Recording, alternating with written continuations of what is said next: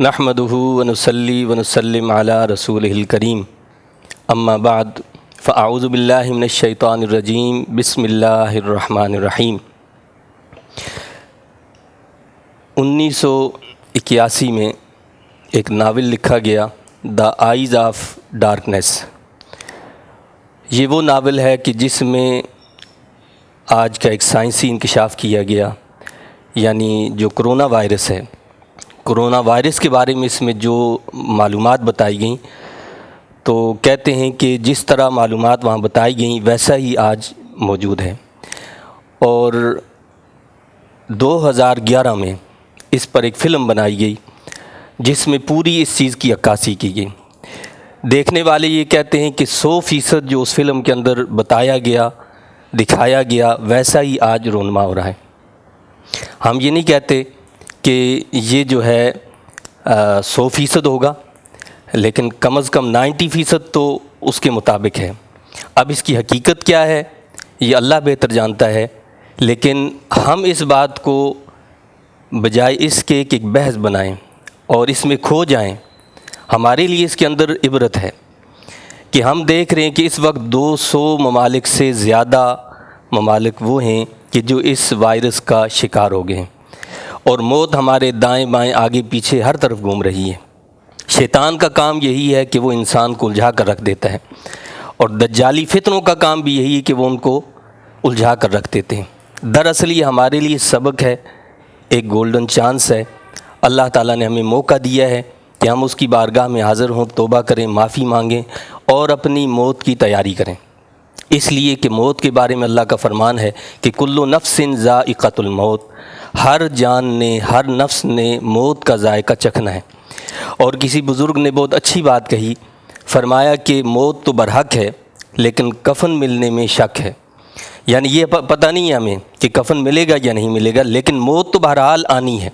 تو بجائے اس کے کہ ہم فضولیات میں پڑ جائیں اور بحث تمہیس میں لگ جائیں، یہ تو وقت کے ساتھ ساری چیزیں کھل جائیں گی، پتہ چل جائے گا کیا ہوا کیا نہیں ہوا، لیکن ہمیں اس بات پر فوکس کرنا ہے، یہ دیکھنا ہے کہ ہم نے اپنی موت کی تیاری کرنی ہے۔ اس حوالے سے چند باتیں ذہن نشین رکھیں کہ جو صورتحال پیدا کی جا رہی ہے یا جو کچھ ہو رہا ہے، اسلامی تعلیمات کی روشنی میں ان باتوں کی ہرگز گنجائش نہیں ہے۔ یعنی جس طرح آپ دیکھیں کہ کرونا وائرس کا جو شخص شکار ہو جاتا ہے اس سے بھاگتے ہیں اور اس کو ہاتھ نہیں لگاتے اور کہتے ہیں کہ جس سے مر جائیں گے، یہ ہو جائے گا، وہ ہو جائے گا، ہزار بہانے۔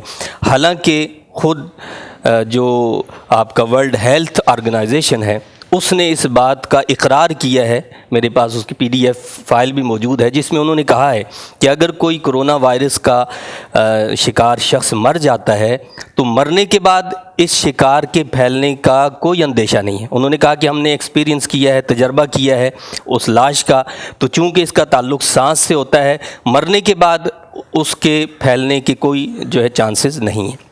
تو جب یہ بات حقیقت ہے تو پھر اب اس کو غسل نہ دینا یا اس کی نماز جنازہ سے لوگوں کو دور کرنا یا اسی طرح مساجد کو بند کر دینا، مارکیٹیں آپ کی کھلی ہیں، بازار آپ کے کھلے ہیں، آپ میڈیا چینلز پر بیٹھ کر سینکڑوں لوگ بیٹھے ہوئے جو ہے بحث مباحثہ بھی کر رہے ہیں، وہاں کہیں پر بھی جو ہے وہ وائرس کا جو ہے اندیشہ نہیں ہے، اور سارا وائرس وہ کہتے ہیں کہ جی نعوذ باللہ مساجد میں ہے، عبادت گاہوں میں آ گیا ہے۔ تو یہ ایک بڑی عجیب کیفیت ہے۔ کچھ لوگوں نے سوالات کیے ہیں اور اس حوالے سے پوچھا ہے کہ کرونا سے اگر کسی شخص کا انتقال ہو جائے تو آیا اس کو شہید کہیں گے؟ یاد رکھیں کہ پہلی چیز تو یہ ہے کہ کوئی بھی بیماری ہو، وبا ہو، وہ وبا ایک مومن کے لیے، اہل ایمان کے لیے آزمائش ہوتی ہے۔ اس آزمائش میں اگر اس کا انتقال ہو جائے تو وہ شہید کہلائے گا، اس کو شہید کا اللہ تعالیٰ درجہ عطا فرمائے گا۔ اور وہی وبا ایک کافر کے لیے جو ہوتی ہے وہ آزمائش نہیں بلکہ اس کے لیے عذاب ہوتی ہے۔ مومن کے لیے آزمائش اور کافر کے لیے وہ عذاب ہے، اور جو اس وبا میں مر جاتا ہے مومن وہ شہید ہے۔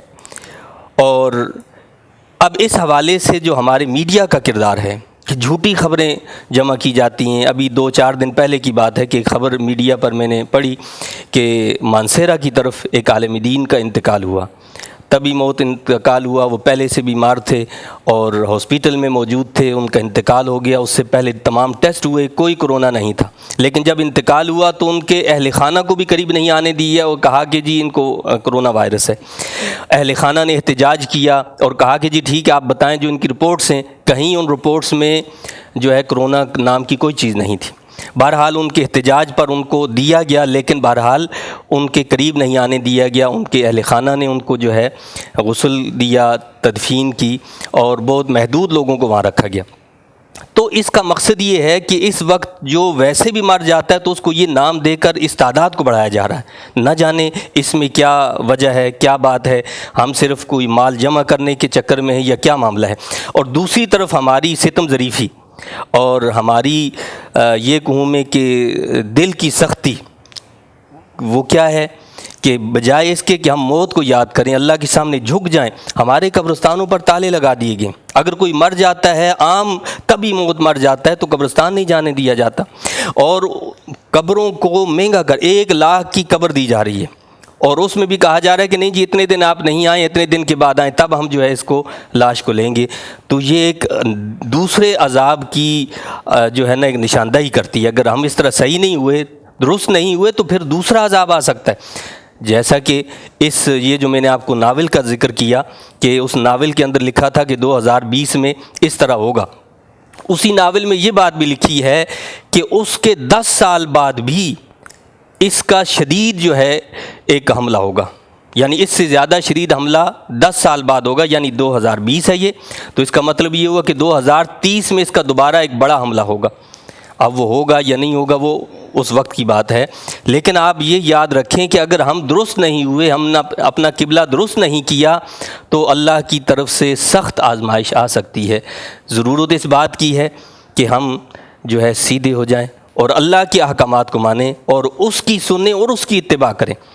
جھوٹی خبریں پھیلانا، جھوٹی باتوں کو شیئر کرنا، جھوٹی تعداد بتانا، لوگوں کے اندر خوف ہراس پیدا کر دینا، یہ ایک مسلمان کا کام نہیں ہے، یہ شیطان کا کام ہو سکتا ہے۔ ہماری ذمہ داری ہے کہ لوگوں کے اندر احساس محرومی کو ختم کیا جائے، ان کے ساتھ ہمدردی کی جائے، اور ان کو اسلامی تعلیمات سے آگاہ کیا جائے کہ موت وقت مقررہ سے پہلے کبھی نہیں آ سکتی۔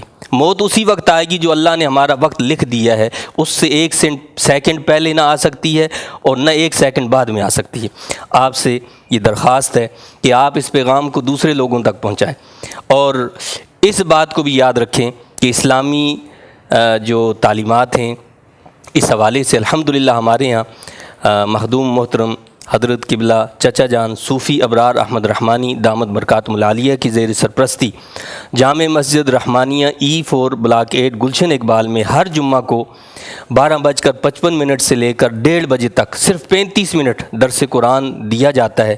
آپ اس میں بھی شرکت کریں، انشاءاللہ اللہ تعالیٰ اس سے آپ کی دنیا کو اور آخرت کو ضرور سنوار دے گا۔ اللہ تعالیٰ میرا آپ کا حامی و ناصر ہو، وآخر دعوانا ان الحمد للہ رب العالمین۔